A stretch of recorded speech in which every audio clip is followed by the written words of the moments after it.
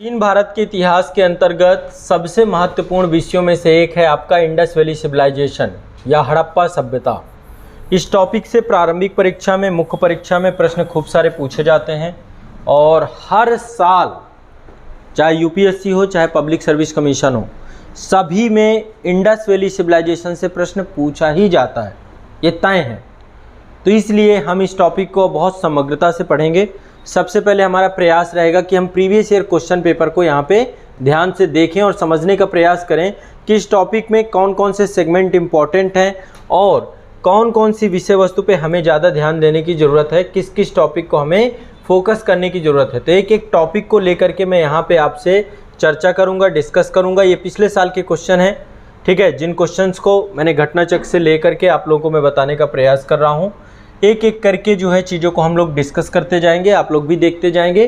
साथ में जो आप लोगों को मैंने इस पर्टिकुलर टॉपिक से, हड़प्पा सभ्यता से मास्टर नोट्स बनाने की बात कही है, वहाँ पर आपको क्या करना है, अपने इसके लिखने आना है कि किस क्षेत्र से पूछा गया है क्वेश्चन, ठीक है।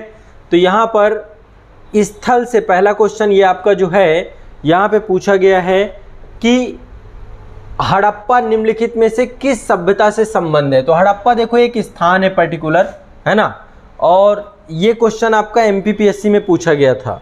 तो आपने स्थल करके एक पूरा का पूरा वो बनाया होगा, एक टॉपिक बनता है सिंधु घाटी सभ्यता के महत्वपूर्ण स्थल, ठीक है। इसको कुछ इस तरीके से करते हैं ताकि आपको आइडिया लगे कि कैसे आपको टॉपिक को बनाना है, ठीक है। मैं आप लोग के साथ थोड़ा बहुत काम कुछ ना कुछ करवाता जाता हूँ। मान लीजिए यहाँ पे हम क्या करते हैं, हेडिंग डाल लेते हैं हड़प्पा सभ्यता।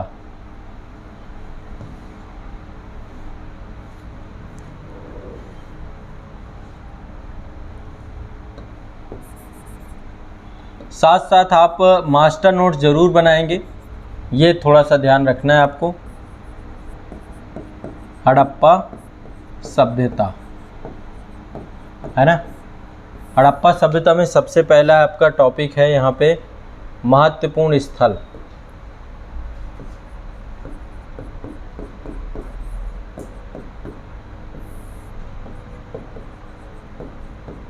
ऐसे करके कई सारे टॉपिक आपके टाइम टू टाइम पे आप देखते जाएंगे, निकलते जाएंगे। तो पहले टॉपिक में आप डालिए, यहाँ पे जैसे आपने डाला महत्वपूर्ण स्थल, यहाँ पे भी टॉपिक लिखेंगे। टॉपिक चूँकि ज़्यादा होंगे तो एक स्पेस हम और छोड़ देते हैं और सबसे पहले यहाँ पे डाल लेते हैं महत्वपूर्ण स्थल। महत्वपूर्ण स्थल, ठीक है। अब हम क्या करते हैं, चूंकि हड़प्पा में जितने भी महत्वपूर्ण स्थल हैं, इसमें हम सारे महत्वपूर्ण स्थल लिखेंगे। लगभग मान लो 10-15 स्थल हैं जिनसे पूछा जाएगा। हर स्थल की अपनी विशेषता है, किसी न किसी नदी के किनारे है या कुछ न कुछ उसके बारे में जानकारी प्राप्त होती है। तो यहाँ पे मान लीजिए हमने सारे स्थल लिख दिए जो एग्ज़ाम में पूछे गए हैं, वो सब चीज़ें आपको रिसर्च के माध्यम से भी मिल जाएंगी। तो यहाँ पे जैसे हमने डाल दिया हड़प्पा, ठीक है, पहला स्थल, चूँकि इसी के नाम से आपका है और सबसे पहला स्थल इसी के नाम से नाम भी पड़ा है, खोज भी सबसे पहले इसी स्थल की हुई थी। अब यहाँ पे हम सबसे ऊपर डाल देंगे हड़प्पा स्थल, हड़प्पा। अब हड़प्पा से क्वेश्चन कई बार पूछे हुए मिलेंगे आपको, कई बार। अब आप क्या करिए कि चाहे यहाँ पे ऊपर वाले सेगमेंट पे, यहाँ पे जहाँ पे ये जगह है, यहाँ पे आप ईयर डालते जाइए। जो मैं आपको बताता जाऊँ, एमपीपीएससी में पूछा गया कब, बीपीएससी में कब पूछा गया, यूपीपीएससी में पूछा गया है, जहाँ पे भी आपको यहाँ पे एक पर्टिकुलर जगह बना करके आप यहाँ पे डालते रहिए, ठीक है। ऐसे ही कई सारे स्थल आएंगे आपके, कुछ महत्वपूर्ण स्थल। तो उनको हम क्या करेंगे, एक स्लाइड देना है एक स्थल के लिए। जो इम्पोर्टेंट स्थल हैं उनको एक स्लाइड देंगे हम लोग, ठीक है। थोड़ा स्लाइड ज़्यादा लगेंगी लेकिन ज़रूरत पड़ेगी, देखिएगा, मैं आपको बता रहा हूँ कि ज़रूरत पड़ेगी ही पड़ेगी। चलो अब एक एक करके हम देखेंगे एक एक स्थल को और मैं आपको ऐसे ही बताता जाऊँगा। आप ईयर ज़रूर डालते जाना, तभी बेनिफिट हो पाएगा। तो ये क्वेश्चन बड़ा आसान है। ये क्वेश्चन कह रहा है कि हड़प्पा किससे जुड़ा हुआ है। एमपीपीएससी 1990 में क्वेश्चन पूछा गया था, बहुत पुराना है। तो ये बहुत आंख बंद करके इसका आंसर आप लोग इस तरीके के क्वेश्चन यदि हड़प्पा से स्थलों से जुड़े हुए होते हैं तो आप आराम से कर सकते हैं। देखिए हड़प्पा जो है सिंधु घाटी सभ्यता का प्रथम पुरातात्विक प्रमाणिक स्थल है, ठीक है। ये आपको ध्यान रखना है। किसके द्वारा खोज की गई थी हड़प्पा सभ्यता की? हड़प्पा स्थल की खोज किसने की थी? दयाराम साहनी के द्वारा की गई थी। तो अभी इसके बारे में हम चर्चा करेंगे। अगला क्वेश्चन पूछ रहा है सिंधु घाटी सभ्यता संबंधित है, प्रागैतिहासिक युग से, आद्य ऐतिहासिक युग से, ऐतिहासिक युग से, उत्तर ऐतिहासिक युग से। तो देखो जो प्रमाणिक साक्ष्य मिले हैं, प्रमाणिक साक्ष्यों के आधार पे या अध्ययन की सुविधा की दृष्टि से हम इतिहास को 3 भागों में बांटते हैं। पहला है प्रागैतिहासिक काल। प्रागैतिहासिक काल एक ऐसा काल था जिसमें मानव को लेखन कला का ज्ञान नहीं था, न लेखन कला का ज्ञान था। उस समय की जितनी भी हमें जानकारी प्राप्त होती है सिर्फ पुरातात्विक अवशेषों से प्राप्त होती है। इसके बाद चालू होता है आपका आद्य ऐतिहासिक काल। जितना भी स्टोन एज था सारा प्रागैतिहासिक काल में आता है। आद्य ऐतिहासिक काल का मतलब मानव को लेखन शैली का ज्ञान तो था, लेकिन उस समय का जो इतिहास है वो हमें उसके बारे में जानकारी सिर्फ और सिर्फ पुरातात्विक साक्ष्यों से प्राप्त होती है। ठीक है, तो ये क्या है आपका आद्य ऐतिहासिक काल। जैसे कि आपका सिंधु घाटी सभ्यता आद्य ऐतिहासिक काल से है। तो ये जो आपका इसका टॉपिक क्या है, सिंधु घाटी सभ्यता का परिचय है ना। सबसे पहला होता है इंट्रोडक्शन। तो परिचय से आपका ये पूछा गया है, परिचय से पूछा गया है। परिचय आप देंगे ना कि एक ऐसी सभ्यता है, कांस्ययुगीन सभ्यता है, आद्य ऐतिहासिक सभ्यता है ना। परिचय है, विशेषताएं हैं, वहाँ पे डाल लीजिए। ये आपका बीपीएससी में पूछा गया है क्वेश्चन 1994 में। बीपीएससी में पूछा गया था ये क्वेश्चन। इसका सही आंसर क्या है, आद्य ऐतिहासिक युग। आसान है ये भी क्वेश्चन, कोई बहुत कठिन नहीं है, कई बार आप लोगों ने देख लिया। अगला क्वेश्चन है सिंधु घाटी सभ्यता गैर आर्य थी। गैर आर्य मतलब आर्य मतलब मेंस क्या है, वैदिक सभ्यता से क्या अलग था इसमें। तो एक आपको टॉपिक अपना बनाना चाहिए, सब टॉपिक। हड़प्पा सभ्यता के अंदर एक टॉपिक ये होगा कि वैदिक सभ्यता से क्या अलग है इसमें, या कह सकते हैं वैदिक सभ्यता से क्या अंतर है। एक टॉपिक और बनाइएगा वैदिक सभ्यता से जुड़ाव का, एक टॉपिक बनाइएगा, सब टॉपिक बनाइएगा कि वैदिक सभ्यता से क्यों अलग है सभ्यता, क्या ऐसी चीज़ है जो वैदिक सभ्यता में और यहाँ प्राप्त नहीं हुई है। तो सिंधु घाटी सभ्यता कैसी है, ये क्या है, सिंधु घाटी सभ्यता गैर आर्य थी क्योंकि यह एक नगरीय सभ्यता थी। और गैर आर्य यानी वैदिक सभ्यता की बात करा, वैदिक सभ्यता एक ग्रामीण अर्थव्यवस्था वाली सभ्यता थी। ठीक है, तो यहाँ पे ये ध्यान रखना है कि जो आपकी सिंधु घाटी सभ्यता थी नगरीय सभ्यता थी। ठीक है, अपनी लिपि दोनों के पास थी, खेतिहर अर्थव्यवस्था दोनों के पास थी, विस्तार दोनों का नर्मदा घाटी तक था, लेकिन नगरीय सभ्यता सिर्फ सिंधु घाटी सभ्यता के पास थी। तो ये क्वेश्चन बहुत आसान था, आप चाहोते तो इसको आसानी से आप इसको कर सकते हैं। ठीक है, क्लियर है, स्पष्ट है कि नहीं। ठीक है, चलिए आगे बढ़ते हैं। ये है, ये कह रहा है कि सिंधु घाटी सभ्यता को आर्यों से पहले रखे जाने का महत्वपूर्ण कारण क्या है। क्या कारण है कि इंडस वैली सिविलाइजेशन को हम पहले रखते हैं और वैदिक संस्कृति को बाद में रखते हैं। किससे इसके बारे में जानकारी प्राप्त होती है, लिपि से, नगर नियोजन से, तांबा से या मृदभांड से। तो इसका सही आंसर मृदभांड है। ये यूपी पीसीएस में 1990 में क्वेश्चन पूछा गया था, ध्यान रखिएगा। अब मृदभांड क्यों, देखिए मिट्टी के जो बर्तन होते हैं, मिट्टी के बर्तन किसी भी सभ्यता की एक वास्तविक पहचान के तौर पर रखे गए हैं, है ना। पुरातात्विक साक्ष्यों के आधार पर अलग अलग समय काल में अलग अलग मृदभांड प्राप्त हुए हैं, मिट्टी के बर्तन प्राप्त हुए हैं। तो सिंधु घाटी सभ्यता आर्यों से पहले थी, इसके बारे में जानकारी हमें लिपि से नहीं मिलती। लिपि नहीं बताएगी आपको, न धातु आपको बताएगी, न लिपि बताएगी, न धातु बताएगी, न आपको नगर नियोजन बताएगा, बल्कि पता किससे चलेगा, मिट्टी के बर्तनों से। अब देखो सिंधु घाटी सभ्यता में काले रंग की आकृतियों के चित्रित लाल मृदभांड पाए जाते थे। क्या पाए जाते थे, यहाँ पे काले रंग की आकृतियों के, एक आपका सब टॉपिक बनना चाहिए मृदभांड, ये पूरा एक सब टॉपिक है। ठीक है, इंडस वैली में काले रंग के चित्रित धूसर मृदभांड, चित्रित धूसर मृदभांड। ठीक है, ये आपका क्या है, इंडस वैली सिविलाइजेशन के मृदभांडों से जुड़ा हुआ है। दूसरा जो आपका है वो क्या है, जो वैदिक काल था, वैदिक काल में धूसर चित्रित मृदभांड पाए गए हैं जो कि बाद के हैं, है ना, उनका समय काल बाद का है। तो समय काल यदि बात करें तो काले और काले रंग के चित्रित धूसर मृदभांड जो आपके हैं वो किसके हैं, आपके इंडस वैली सिविलाइजेशन के। ये जो कि इंडस वैली सिविलाइजेशन में हमने देखने को पाए जाते हैं, और जो चित्रित धूसर मृदभांड हैं वो आपके हमें वैदिक काल में पाए जाते हैं। चूँकि ये पहले के मृदभांड है इसलिए इंडस वैली सिविलाइजेशन को पहले माना जाता है वैदिक सभ्यता से। तो इस रूप में इन दोनों में से सबसे इम्पॉर्टेंट है मृदभांड, ये ध्यान रखिएगा। ठीक है, अगला है, फिर देखो ये भिन्नता से जुड़ गए, वैदिक काल से भिन्नता। किस कांड से भिन्न है। टॉपिक फिर से देखो आगे आ गया, ठीक है। मृदभांड के आधार पे भी भिन्नता देखी गई, मृदभांड एक अलग सब टॉपिक बन जाता, मृदभांड के आधार पे भी भिन्नता देखने को मिल रही है, ये भी दिमाग में बैठा के चलिए। तो यहाँ पे सिंधु घाटी संस्कृति वैदिक काल से क्यों भिन्न थी, क्या भिन्न था, तो आसान था ये भी क्वेश्चन का आंसर निकालना कि नहीं है, क्यों आसान है। अब देखो ध्यान से इसको समझना है। पहला, इसके पास विशिष्ट सक्रिय जीवन की सुविधाएं थी, बिल्कुल सही बात है। चित्रलेखी लिपि थी, चित्रलिपि केवल सिंधु घाटी सभ्यता में देखने को मिली है, वैदिक काल में नहीं है।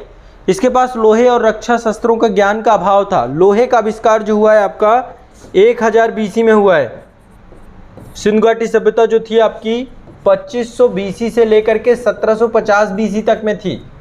तो 1000 BC में लोहा नहीं था, इसके पहले ये कांस्य युगीन सभ्यता थी।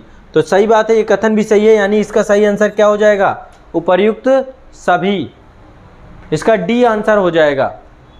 तो ये भिन्नता के तत्व हैं। वैदिक काल से भिन्नता एक सब टॉपिक आपको बनाना चाहिए कि नहीं बनाना चाहिए, ये सब टॉपिक लिखते जाओ सारे एक जगह पे, ये सब टॉपिक जो भी हो जाए हाँ जोड़ते जाओ, फिर इनके स्लाइड्स बनने चाहिए, प्रॉपर एक स्लाइड बना लेना।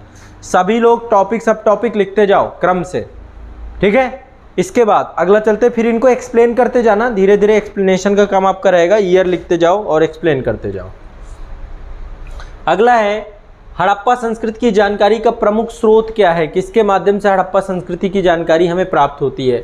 यहाँ पे प्रमुख लिखा हुआ है, शिलालेख नहीं है, पकी मिट्टी के मुहरों पे अंकित लेख नहीं है,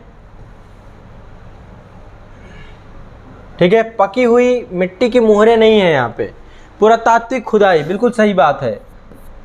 पूरे सिंधु घाटी सभ्यता में जो कई किलोमीटर में फैले हुए शहर मिले हैं, चाहे कालीबंगा हो, चाहे धौलावीरा हो, चाहे मोहनजोदड़ो हो, चाहे हड़प्पा हो, पूरे की खुदाई की गई। उस खुदाई के बाद हमें पता चला कि कहाँ पे कौन कौन सी चीज़ें उपलब्ध थीं, कैसे नगरीय नियोजन था। तो पुरातात्विक खुदाई से हमें हड़प्पा सभ्यता के बारे में सारी जानकारी प्राप्त होती है। अब यहाँ पे लेख लिखा हुआ है, ये क्यों नहीं है, क्योंकि अभी तक लिपि पढ़ी ही नहीं गई। जब लिपि पढ़ी नहीं गई तो ये कथन गलत हो जाएगा आपका, शिलालेख का कोई मतलब ही नहीं है, लिपि पढ़ी ही नहीं गई है। तो यदि कहीं पे लेख को हम बोले तो लेख वहाँ का स्रोत नहीं हो सकता है, क्योंकि लिपि पठनीय नहीं है।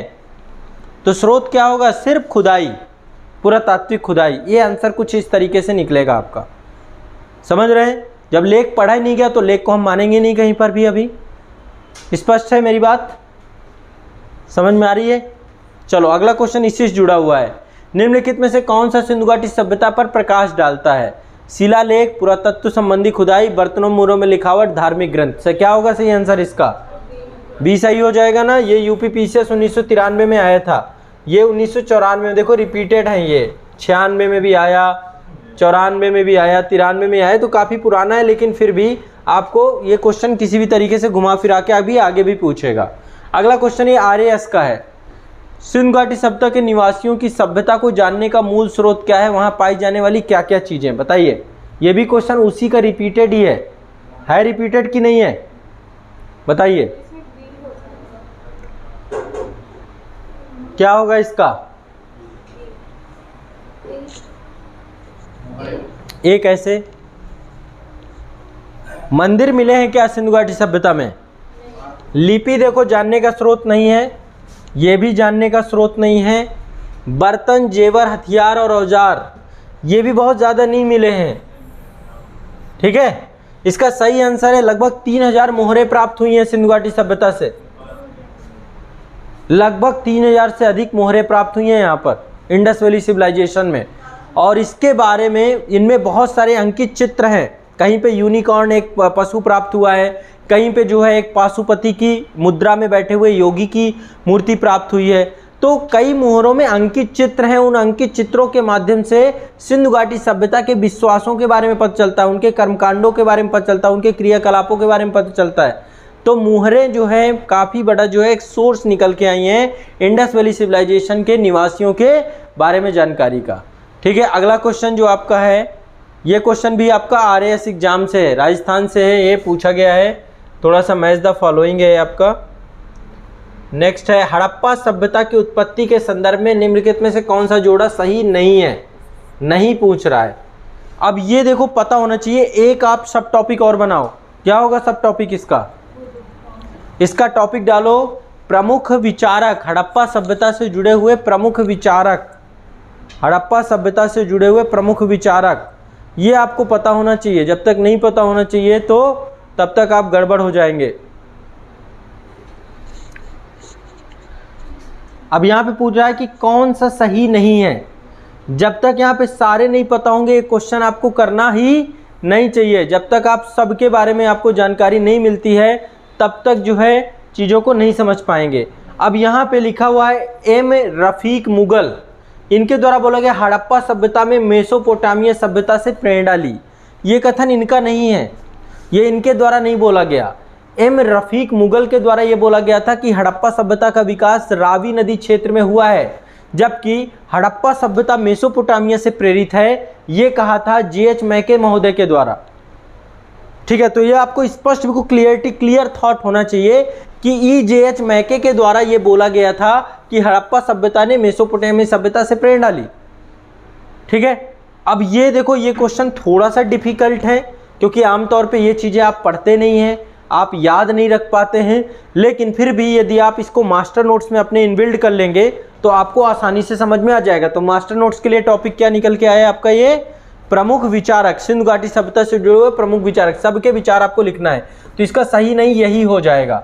बाकी देखिए यही है, J.H. मैके के द्वारा बोला गया सुमेरिया के सभ्यता के लोग का पलायन सही है। मल्टी हुए लोगों ने पश्चिमी एशिया के सभ्यता का विचार का प्रवचन सही है। अमलानंद घोष ने कहा कि हड़प्पा सभ्यता से पूर्व हड़प्पन सभ्यताएं बहुत सारी थी, उनके कारण से इस सभ्यता का विकास हुआ। तो बाकी विचारक सही हैं, बस मुद्दा है यहाँ पे। ठीक है, ये वाला भी आपको समझना है। चलिए अगला क्वेश्चन भी बहुत अच्छा क्वेश्चन है, ये आपको मैच द फॉलोइंग है। हम यहीं पे मैच द फॉलोइंग कर लेते हैं। यहाँ पे सही कूट की बात कर रहा है, हम कूट क्या यहीं पे मिलाते हैं इसको। हड़प्पा की खोज किसने की, बहुत आसान है। किसने खुदाई की, दयाराम साहनी ने, तो 1 का 3 निकल आया। ठीक है, दूसरा हस्तिनापुर को किसने खोदा। हस्तिनापुर आपका ये क्षेत्र है, ये आप देख रहे हैं मेरठ, मेरठ के पास एक जगह है मवाना, कभी आप जाएं मवाना में बाकायदा आप देखेंगे तो उस समय जो बाकायदा बहुत अच्छा उसको टूरिज़्म के लिए डेवलप कर रखा है उस क्षेत्र को। तो हस्तिनापुर क्षेत्र में ही हम बैठे हुए हैं, ये मेरठ मंडल ही है आपका, गाजियाबाद मेरठ मंडल के अंतर्गत आता है। तो हस्तिनापुर की खोज जो की थी वो की है बीबी लाल महोदय ने। इसका 4 सही है। अब ये आपको पता होना चाहिए। इसमें सब टॉपिक आपका क्या बनेगा, प्रमुख स्थल एवं उसके खोजकर्ता। एक सब टॉपिक ये बनाई जो प्रमुख स्थल आप लिखेंगे इंडस वैली सिविलाइजेशन के, उनके खोजकर्ताओं के बारे में भी लिखेंगे आप। ठीक है, तक्षशिला की खोज जो है जॉन मार्शल के द्वारा की गई, इसकी खुदाई की गई है ना। इसके बाद कौशाम्बी की MG मजूमदार हैं। तो ये आपको क्रम से ये एक आपको सब टॉपिक अपने बनाने, एक लिस्ट बनानी है पूरी है। ठीक है, एक लिस्ट बनानी है कि कौन से स्थल के खोजकर्ता के तौर पे कौन था। Harappa Dayaram Sahni, Hastinapur BB Lal, Takshashila sir John Marshall, Kaushambi MG Majumdar. पता है, कोई दिक्कत हो तो समझ पा रहे हैं। ठीक है, स्पष्ट है। चलो अगला क्वेश्चन पे चलते हैं। नेक्स्ट है, भारत में चांदी की उपलब्धता के प्राचीनतम साक्ष्य कहाँ से मिलते हैं। चांदी के बारे में जानकारी कहाँ से मिलती है, राजस्थान के खेतड़ी से। राजस्थान में तो चांदी है, हाँ राजस्थान में कई सारी जो है खाने हैं। चांदी, खेतड़ी तांबे के लिए ज़्यादा फेमस है। देखा जाए तो चांदी की कमी थी भारत में, चांदी जो है इंपोर्ट भी की गई अफगानिस्तान वाले क्षेत्र से, लेकिन राजस्थान में 2 खाने हैं, एक आपकी जावर की खान है, दूसरी अजमेर की खान है। यहाँ से चांदी काफ़ी मात्रा तक जो है प्राप्त होती थी, लेकिन चांदी भारत में बहुत ज़्यादा प्राप्त नहीं होती है।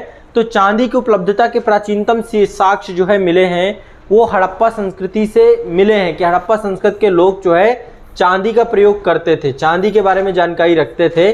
और इसके बारे में ये देखा जाता था कि हड़प्पा वासियों को चांदी की विधिवत जानकारी थी। मोहनजोदड़ो और हड़प्पा के लोग जो हैं वो चांदी का प्रयोग करते थे, राजस्थान की प्रमुख खानों से जो है चांदी प्राप्त करते थे। तो ये क्या है आपका, हड़प्पा सभ्यता के लोगों को धातुओं का ज्ञान।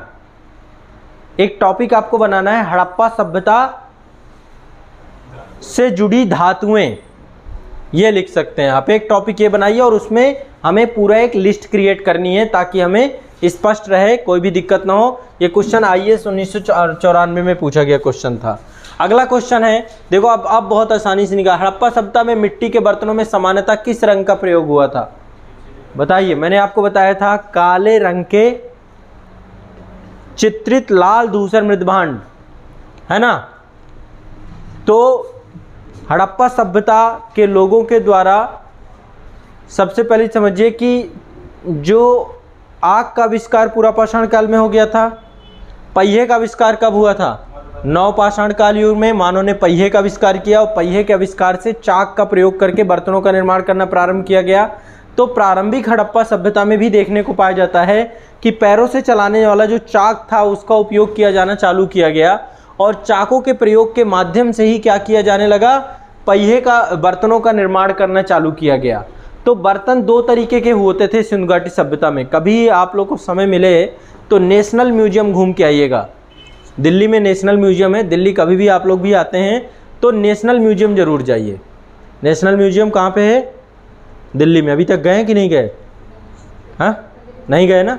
कभी भी समय निकाल के जब लगे कि भाई थोड़ा सा बोधरेशन हो रही है, पढ़ाई से मन इधर उधर उचट रहा है, तो राष्ट्रीय संग्रहालय है यहाँ पे। मंडे मत जाइएगा, मंडे बंद रहते हैं। जितने भी भारत की जितनी भी पुरातात्विक साइट होती हैं, कभी भी सोमवार को मत जाइए। सोमवार को आमतौर पे पुरातात्विक स्थल बंद होते हैं आपके ज़्यादातर, ठीक है। आपको संडे आपको मिल जाएगा तो जाइए, सुबह सुबह पहुंच जाइए और इसके बाद पूरा दिन जो है उसको देखिए। एक्सप्लोर करते करते पूरा दिन लग जाता है। पूरा सिंधु घाटी सभ्यता में ही प्रवेश करेंगे आप, ठीक है। हर तरीके से चीज़ें यहाँ पे खूब सारी रखी हुई नेशनल म्यूजियम में। तो वहाँ पे आप पाएंगे कि दो तरीके के बर्तन हैं वहाँ पे। पहले हैं एक तो बिना डिजाइन वाले बर्तन हैं जिनमें कोई डिजाइन नहीं मिलेगी, बिल्कुल प्लेन है। दूसरे प्रकार के जो बर्तन हैं वो चित्रित धूसर मृदभांड है।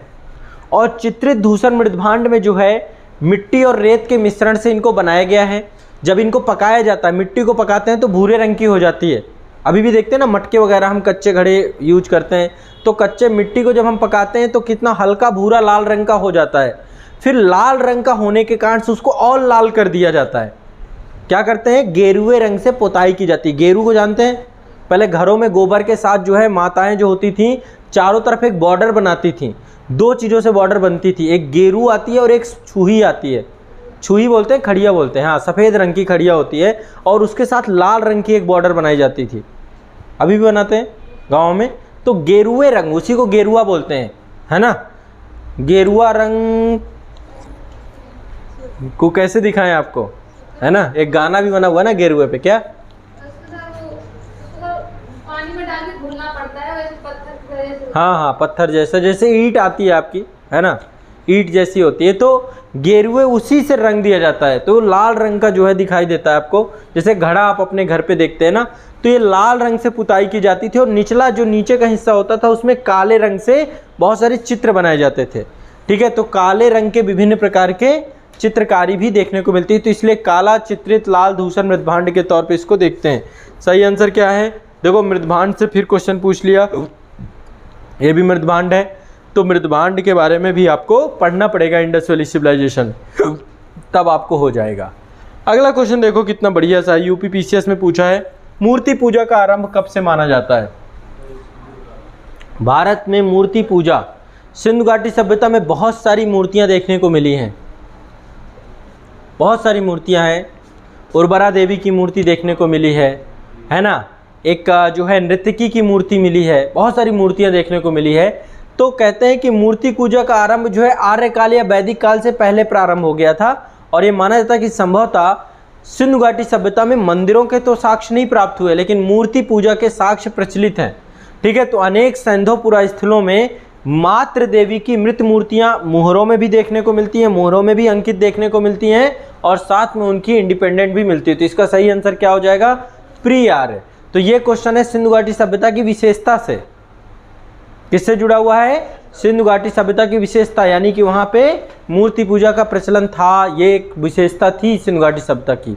मंदिरों का ज्ञान नहीं था, ये चीज़ जरूर ध्यान रखिएगा, ठीक है। मूर्ति पूजा थी लेकिन मंदिरों के बारे में कोई साक्ष्य नहीं प्राप्त हुआ है सिंधु घाटी सभ्यता में। इसको तो धर्म वाले सेक्शन में भी रख सकते हैं। हाँ, धार्मिक पक्ष में भी लिख सकते हैं आप, ठीक है। मूर्ति का मतलब ये जरूरी थोड़ा ना कि उसमें पूजा में हाँ, मूर्ति का मतलब थोड़ी ना कि वो पूजा नहीं होता है। कुछ भी होगा, लेकिन मूर्ति तो थी ना, है ना। उर्वरा देवी की मूर्ति थी, तो धार्मिक आस्था तो थी सिंधु घाटी सभ्यता के लोगों में। अगला यहाँ पे एक क्वेश्चन रखिएगा, सिंधु घाटी सभ्यता के लोगों का एक टॉपिक, सब टॉपिक बनाइए, सिंधु घाटी सभ्यता के लोगों को पशुओं का ज्ञान। ये भी एक सब टॉपिक बनाइए कि इंडिपेंडेंट सब टॉपिक बनाइए कि सिंधु घाटी सभ्यता के लोगों को किन किन पशुओं के बारे में जानकारी देखने को मिलती है। तो मुहरें बहुत सारी मिली हैं। यहाँ पे लिखा है किस एक का हड़प्पा संस्कृति में पाई गई मुहरों और टेराकोटा में निरूपण नहीं हुआ है। इसमें सही आंसर है गाय। गाय नहीं देखने को मिलती है। हाथी, गैंडा, बाघ, हिरण, भेड़, एक यूनिकॉर्न यानी एक सींग वाला जो है एक जानवर देखने को मिलता है। तो गाय का महत्व तो वैदिक काल में बहुत ज़्यादा था, है ना। गाय पूजनीय भी थी, धार्मिक अनुष्ठानों में भी सर्वोपरि स्थान रखती थी। साथ ही गाय जो है वस्तु विनिमय का भी साधन हुआ करती थी, एक तरीके से बार्टर सिस्टम में भी काम करता था। हाँ हाँ, तो बैल भी होगा, लेकिन गाय देखो आप फिर वही बात, इस बात को दिमाग में बैठाओ कि गाय की कोई प्रतिकृति नहीं मिली है, नहीं मिली तो उस चीज़ को आप एक्सेप्ट नहीं करोगे, ये प्रतिकृति के ऊपर है ना। तो इस चीज़ को दिमाग में बैठाओ कि वहाँ पे कोई भी ऐसा हमें आज तक मुहर नहीं मिली सिंधु घाटी सभ्यता में जिसमें, ठीक। बाकी योगी की मुद्रा एक मिली है, योगी की मुद्रा जो मिली है उसमें वो सींग वाले योगी की मुद्रा मिली है। फिर उसके चारों तरफ कई सारे जानवर देखने को मिलते हैं, हाथी मिलता है, गैंडा मिलता है, बाघ मिलता है, हिरण मिलता है, भेड़ मिलता है, ऐसे कई जानवर वहाँ पे देखने को मिले। हाँ, कुबड़ वाला बैल भी मिलता है। तो वो जानकारी है, लेकिन गाय की जानकारी हमें देखने को हड़प्पा सभ्यता में नहीं मिलती है, ठीक है। अब यहाँ पे देखो स्थल से जुड़ा हुआ है, कह रहा है कौन सा स्थल जो है हड़प्पा सभ्यता से नहीं है, कौन सा हड़प्पा सभ्यता से नहीं है। अब ये जानकारी के ऊपर है, आपने एक सब टॉपिक बना रखा ना, हड़प्पा सभ्यता से जुड़े हुए प्रमुख स्थल बना रखा है सब टॉपिक। इसका सही आंसर क्या होगा? इसका सही आंसर ये क्या, यहाँ से जो है चहुंदड़ो मिला है कि नहीं मिला? चहुंदड़ो, कोटजी दीजी और देसलपुर, ये तीनों हड़प्पा सभ्यता से जुड़े हुए सभ्यता हैं, ठीक है। चहुंदड़ो और कोट दीजी पाकिस्तान के सिंध प्रांत में है और देसलपुर आपका गुजरात में पड़ता है, ये आपका गुजराती है, ठीक है। और ये सोहगौरा आपका जो है, ठीक है, सोहगौरा आपका कहाँ पड़ता है? गोरखपुर में। गोरखपुर राप्ती नदी के किनारे स्थित एक गांव है सोहगौरा, ठीक है। और सोहगौरा से अभिलेख प्राप्त हुए हैं, मौर्यकालीन अभिलेख, ताम्र अभिलेख प्राप्त हुए हैं सोहगौरा के अभिलेख। तो मौर्यकालीन समाज की जानकारी देता है ये, ठीक है। तो ध्यान रखिएगा, ये आपका जो है इसका सही आंसर सोहगौरा है। तो प्राचीन स्थल, अब लास्ट है ये, अंतिम है, बाकी फिर कल कराऊंगा। हाँ बताएं। उसमें जो नितिन सिंह आ गया उसने गाय भी दिया था। नहीं, गाय नहीं है, गाय नहीं है सिंधु घाटी सभ्यता में, गाय के बारे में जानकारी नहीं है। वो एक बार सही से पढ़िएगा, बाकी होगा तो गलत लिखा हुआ है। फिर प्राचीन स्थल और पुरातात्विक खोज, कहाँ से क्या मिला, किस स्थल से क्या प्राप्त हुआ, बताएं। लोथल से हमें एक गोंदीवाड़ा मिला है, डकयार्ड मिला है, जहाँ पे ये होता था कि बड़े बड़े जहाज गिरते खड़े होते थे। कालीबंगा से जुता हुआ खेत मिला है हमें, ठीक है। आपने शायद मेरा वाला वीडियो नहीं देखा हो, देखा है कि नहीं देखा? कालीबंगा, मैं उसी खेत में खड़े होकर के मैंने शुरुआत की, ठीक है। वो खेत ही था, वो चारों तरफ से चिन्हित था, ऊपर से उसमें जो है पॉलीथीन लगी हुई थी पूरे उसमें, ताकि वो संरक्षित रहे, वो पूरी साइट संरक्षित है इंडस वैली सिविलाइजेशन की, ठीक है। इसके बाद धौलावीरा से हड़प्पन लिपि वाले बड़े आकार के 10 चिन्हों वाला एक शिलालेख मिला है, बड़ा सा बोर्ड मिला है, साइन बोर्ड मिला है, जिसमें लिखा हुआ आज़ाद है इस अकेडमी। तो ये सिंधु घाटी सभ्यता जितनी पुरानी। बनावली से पकी हुई ईंटों, मिट्टी की बनी हुई हल्की प्रतिकृति प्राप्त हुई है, ठीक है। तो ये आपका जो है आपका इसका सही आंसर ये होगा। तो एक पूरा सब टॉपिक होगा प्राचीन स्थल और पुरातात्विक खोज, ठीक है। ये भी हमें सारी की सारी एक लिस्टिंग करनी है। अब बाकी देखो सब यही रिपीटेड आपको आगे मिलेंगे। जुते हुए खोद का साक्ष्य मिला है, कहाँ से? कालीबंगन। तो स्थल और वो जरूर आपको ध्यान रख लेना है, जितने भी एक लिस्ट बनानी है इसकी, जितने भी स्थल और ये हैं। ईयर इनके लिखते जा रहे हैं ना, ये IAS 2002 में पूछा गया था स्थल वाले से, यूपी PCS में 2005 में स्थल से पूछा गया था आपका। फिर ये देखिए जुते हुए खेतों के पीछे ही पड़ गए ये कालीबंगन। अब आपको ये ध्यान रखना है, 66 BPSC प्रीलिम्स 2020 में पूछा गया ये, ठीक है, तो ये कई बार क्वेश्चन जो है आपका मल्टीपल टाइम पे स्थलों से रिपीट होता रहता है। अंतिम क्वेश्चन अब ये वाला है, ठीक है। इसके बाद जो है फिर मैं आपको कल कराऊंगा, मेरे पास लिस्ट बहुत ज़्यादा है, ठीक है। चलिए, तो कहाँ से क्या मिला है, यहाँ पे कह रहा है कि सही उत्तर चुनना है हमको, ठीक है। तो हड़प्पा से क्या मिला है, सावधान R37, ये हड़प्पा में है। लोथल से गोंदीवाड़ा प्राप्त हुई है।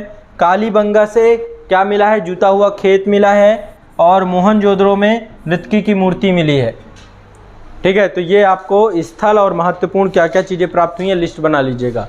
और मेरा वो वीडियो ज़रूर देखिए आप लोग एक बार, उसमें मैंने खूब डिटेल से बताया, टहलते टहलते घूमते घूमते पूरा का पूरा। वहीं पे पीछे घाघरा नदी बहती है, जिसे पहले सरस्वती नदी के नाम से जानते थे। तो सरस्वती नदी के किनारे से पूरी की पूरा कालीबंगा स्थल आपका अवस्थित है, ठीक है। चलिए, आज के लिए इतना ही रखेंगे, नेक्स्ट सेशन में आगे इसको कंटिन्यू करें।